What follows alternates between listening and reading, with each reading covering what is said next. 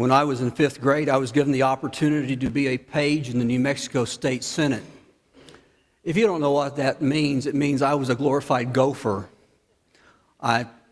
In school, they pass notes between kids. In legislative bodies, they call somebody else to pass the note, and that was me. But while I was there, in the office building across the street, there was in the basement a man who sold things like candy and gum just to make some money because he was blind. Couldn't see anything. He had dark glasses on. He had to feel for everything. But he had a knack about him. He knew how much money you gave him. I'm not talking just about coins. Anybody can figure out it's a penny rather than a dime, and a dime is different than a quarter. That's not what I'm talking about. He knew bills. I watched him once. This guy came in, he bought $2 worth of merchandise, and he put a $1 bill down in front of him. The man felt of it, and he said, "Sir, that's not enough money."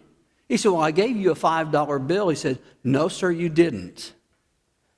I sat there and I thought to myself, how can this man who cannot see anything seem to see this when no one else seemed to could? That's the problem with our world. We encounter it through our senses. We know this is real because we can hit it, we can see it, we can move it. We know we are real because we can take the pulse with our fingers and feel the blood coursing through our veins. We can put our hand on our chest and we can feel the thump, thump, thump of the heart. You can sit real still and see the rising and falling of your respiration. We know things are real because of what we see. The problem is, that's not enough. Paul said to the Corinthians, he said, "The God of this world has blinded the minds of the unbelievers to keep them from seeing the light of the gospel." He said they can see perfectly. It's not like they can't navigate the world that we live in. They can't go from street corner to street corner. That's not what we're talking about. They can't drive it's not that they can't drive their cars. It's that they cannot see the truth that is beyond what they can see. And that's because, as Paul would say, Christianity is not about what you see with the round circle that fills your eye socket. It's what you see with an eye of faith. And the question you have to ask yourself is, what do I see? It's a different question because the answer requires different kinds of sight. One thing it requires is a different kind of sight called foresight. Now, I'm not talking about whether you need bifocals or not. I'm not talking about whether you even need cataract surgery because you've run over too many curbs while you're driving. If you are, get the surgery. But we're talking about something else. We're talking about the problem with our world, which is so focused and so centered on one simple thing, and that's right now. We live in a world today that everything is microwavable. Everything is instantaneous. You buy a new iPhone this year for an ungodly amount of money because it's slower. Last year's is slower than this year's. We got to have that extra 1/1,000,000th of a second or we're cheated. We're like terrible twos who say, I want it now. And they stomp their feet and demand it now. Those are grown people today. We need it right now. We don't think about the future. We don't think about there's outside. I only think about what's happening right now. In fact, the future's never going to happen. It's never going to get here. It's like a child for Christmas In November, it'll never get here fast enough. For an adult, it gets here too fast when it's December the 26th. It's not future-oriented. It's now. It's today. It's all we see. And we're going to erase anything that's coming. We won't see in front of us at all. It's not an old new problem. Peter knew what the skeptics were saying. The mid-century of the first century had raced past things. And as it raced past things, this expectation that Jesus was coming any day began to fade. And it began to fade into skepticism. And Peter would give voice to the skeptics. 2 Peter chapter 3. They will say, well, where's the promise of his coming? Ever since our fathers fell asleep, all things continue as they were from the beginning. The sun came up yesterday. The sun came up this morning. The sun will come up tomorrow. There's never going to be a future. It's right now. It's not then. It's not eternity. It's today. That's the most important thing. They could not see that life was headed someplace and it needed an accountability to it. But it takes different forms today. Christopher Hitchens, you may or may not know the name, he was a prolific critic of Christianity, spirituality, and all things faith. He wrote dozens of books, was on the lecture tour. He was the Jewish Sadducee and the Greek Stoic with this mantle of intellectual respectability until 2010. 2010, Christopher Hitchens got pancreatic cancer. Did that change him? Did that make him a believer? No. But he gave voice to a generation that says, I don't see the future coming, only the now. In a Vanity Fair article, he wrote, I'm badly oppressed by this gnawing sense of waste. I had real plans for the next decade and felt if I worked hard enough, I'd earn it. Will I really not live to see my grandchildren married, to watch the World Trade Center rebuilt? I ask this dumb question, why me? But the cosmos never bothers to answer and only returns the reply, why not? There's a gnawing sense of despair in a statement like that. It's the sense that life doesn't go anywhere, that there's not going to be a day of accountability. There's not going to be a day when God's going to say, what did you do with the life that I gave you? It's just a waste. And it ignores so much of what the truth is. Paul would be one who would venture into this territory. He would say, for we must all appear before the judgment seat of Christ, so that each one of us may receive what is due him. There's a day coming, he says, when we're going to appear and say, this is what I did with my life. We look forward to a day that is going to change things. The Hebrew writer would echo that. He says that there's going to come a day when we're going to give an account. It's like bringing a ledger book to God and said, here's the debits and here's the credits. I came out better than not. You see, all those things are things our world today doesn't believe in anymore. There was a time. But we've decided that we're smarter than that. We can't see past the nose on the end of our face. But the question, what it does is it clarifies your life if you believe and if you see the day that's coming. You need to ask questions of your life. One of the questions is, how is this going to play out in eternity? Every time you make a decision, that's a question that if you see the eternity coming, you ask the question. What is this purchase going to do for me in light of eternity? Well, I'm too tired to read my Bible tonight. Let's just watch The Bachelor. Don't chuckle. Some people do. Well, we found this house. It's a bigger house. It's on a big piece of property. It's 25 miles out of town. I know it's a long way from church and all my church friends who can give me help, but it won't change me a bit. What is that going to do to you in the light of eternity? That's the question. That when you have foresight, you look ahead and say, today has a context called tomorrow. And I will do something about it. We don't tend to want to look at that. One day I was at my dermatologist's office and she was taking great glee at spraying me with liquid nitrogen.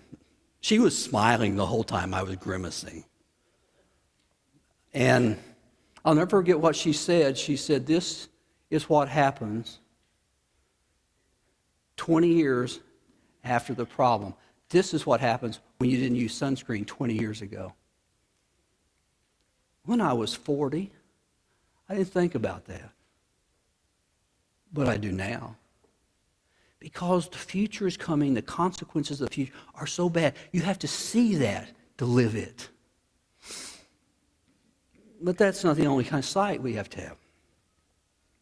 We need a different kind of sight. Not just looking out there, but looking in here. We have a lot of trivial problems in life. They are things like flat tires on a Monday morning, snarled traffic on Dallas North Tollway, or frost on your windshield in October. They're not pleasant. They're irritants. But then there are 10-point Richter scale problems of life. Death, diagnoses, depression, divorce. And they just take the bottom of your life and shake it like a monkey shaking a cage to see how it comes out. What about that? How do you handle that? You use a different kind of sight. You see what's going on inside. Paul would slip into this church today. He'd slip into a pew and he'd tell you your story. And then he'd tell you his story and then he'd explain yours. His story was simple. He said, in 2 Corinthians chapter 12, he said, I've got this thorn. And we don't know what the thorn was. And every commentator in the world decides he's going to chuck out a conjecture about that. And they're missing in the dark one way or another. Nobody knows. And the truth is, nobody needs to know.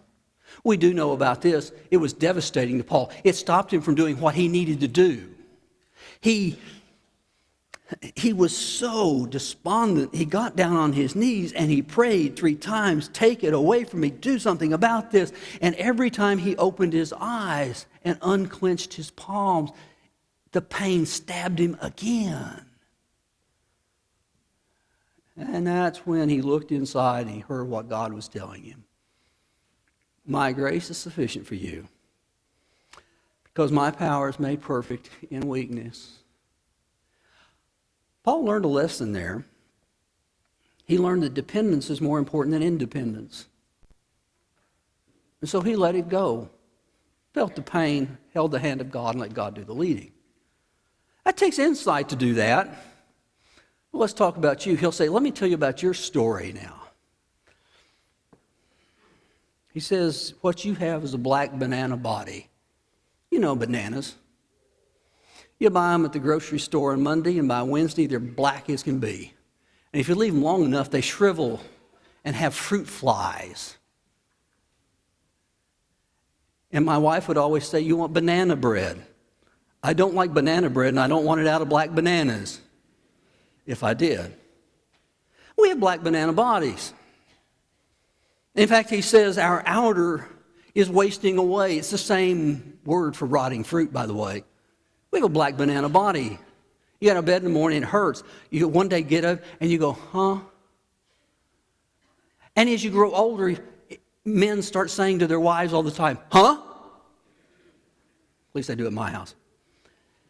And we're wasting away, but he says, really what you're doing, you're being reborn. You're getting newness every day. You're becoming a new person. It's like a new baby being born every day. It's different. And he said, this is just a small, trifling thing that's going to go away one day. He said, because it is polishing us. When I was a boy, we had a preacher who should have spent more time polishing his sermons than he did his rocks. But I go over to his house, the preacher's house, and we had a parsonage at that time in that church, and he had a rock tumbler on his workbench. Man, it's fascinating. This guy, would he collect all this kind of dirty granite? This is stuff that you throw away because it gets in the middle of your lawnmower. But he'd take it, and he'd go home, and he'd put it in there, he'd put enough grit in it, he'd put enough stuff in it, and then he'd turn it on and let it tumble. Next time you go to his house, he'd take this dirty piece of granite, and it shined like a gem. What Paul says, he says, this light and momentary affliction is preparing for us a weight of eternal glory beyond all comparison. It is making something out of you.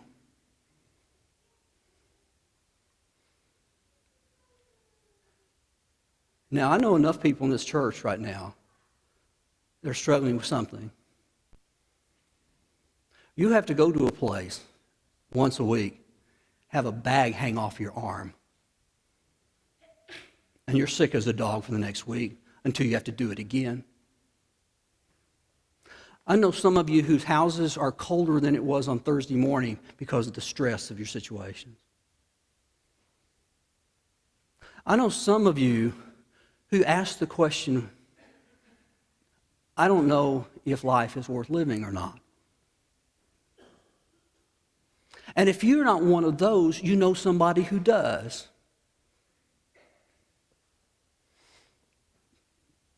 Paul says, God's making something out of you through the stress that you have right now. If you cooperate, if you let him lead, if you do what he says. Will it go away? No, probably not. Will you get through it? Yes, you will. Because God's going to help you get through it. That's what's going to happen. This banana peel body that's dying is being refitted for something better. And you may not even feel that. You may not even feel, I can't see God doing anything good with this. It doesn't make any difference what you and I feel. Faith is doing what God wants us to do regardless of how we feel.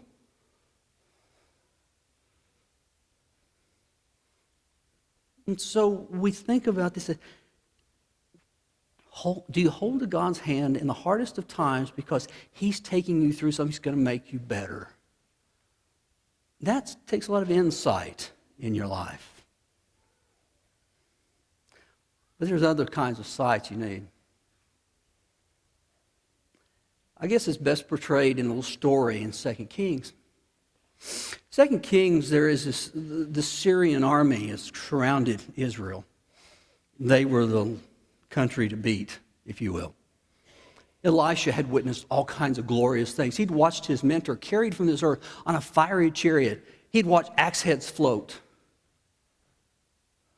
And here he was, in the midst of this battle with this army, this tremendous sized army around, pushing in ever closer. He had a young man with him. The young man was in despair. He said, what shall we do? Elisha knew what to do. He prayed. But he did not pray this prayer. He didn't say, Lord, deliver us. Lord, help us. His prayer was different. He said, oh, Lord, please open their eyes that he may see. And about that time, the scales fell from the eyes of the young man. And as he blinked his eyes open, he saw chariots of fire surrounding the armies. He couldn't see that. because God had the armies there. And until he could see what God was doing above him and beyond this world, he couldn't see the chariots. The kind of oversight we need sees God is at work. We know that intellectually. I'm not sure we got it in here yet. But you have to go back, and the Old Testament is replete with things like this. There were these three boys, Meshach, Shadrach, and Abednego, and they were passed through a fiery furnace. When they came out, they sniffed. Not even the smell of smoke. There was Daniel, who slept with the lions because an invisible hand had closed their mouths. There was Elijah in so much despair, he was wanting to die. And God whispers, a small, still voice. Or there's Esther. The book who bears her name doesn't even contain the name of God, but God is written in all the pages to free his people. The question you have to ask yourself is, if I don't see God working, does that mean he's not working? And the answer is no. It just means you need to lift yourself up and realize that God's doing things that we can't see, and it's going to work out the way he wants it to. And do you trust God enough to work in that place that you can't see? But maybe you ought to try that God is doing something there. That's why Paul come to the climax of the book of Romans, chapter 8. And he would say something like this, and we know that in all things God works for the good of those who love him. It doesn't say fate's going to work this thing out. It's not que sera, sera, what will be, will be. God works it out according to his purpose. If you can lift up and say, God has a greater purpose than just my life, we can relax. See, in our world today, we depend on sight. We know that wall over there is made out of brick. We can feel it, we can touch it, we can see it.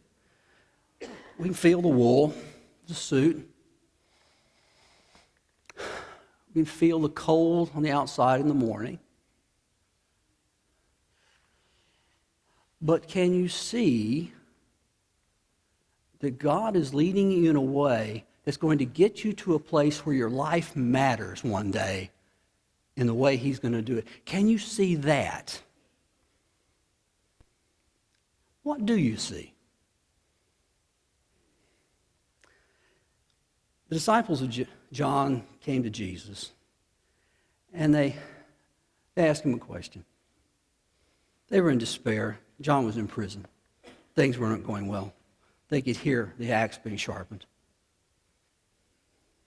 They had a question. Are you the one who is to come, or should we just keep looking? Jesus didn't say yes or no. One of the things he said was, the blind see. When Jesus enters a life, they see beyond what they can see as human beings. You can see the glories of heaven. You can see the workings of God in your life. You can know that things are happening over the eons because God's doing the work. So the question is, what do you see?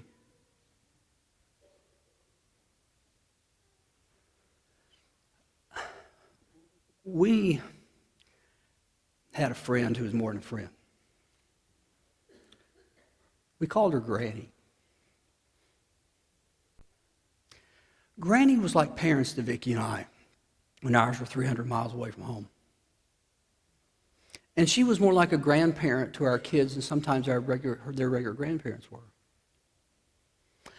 Granny would have absolutely loved this last week. She was a big Houston Astros fan. Man, she'd watch every game. You did not interrupt Houston Astros, let me tell you. She'll visit during commercials. But when it's pitch time, no, we don't do that. But she got macular degeneration. She finally couldn't see except through a slit about this close to her. We'd go over to her house and the Astros game would be on, and she'd be on the floor on her knees with her nose up to the television set, twisting her head until she'd get the right slit. She always had some health problems. And one day in March, she went to the hospital. And I went to see her on a Thursday afternoon. When I got there, I was informed that she had just died. I made the call to her daughter, told her her mother had died. And then I went into the room. They had been doing an emergency dialysis because her kidneys were failing, and she just bled out there on the table. I went in, and she was still laying there, blood-soaked sheet, eyes closed. And I looked at this little lady who couldn't see anything in life, and I asked the simple question, I wonder what she can see now.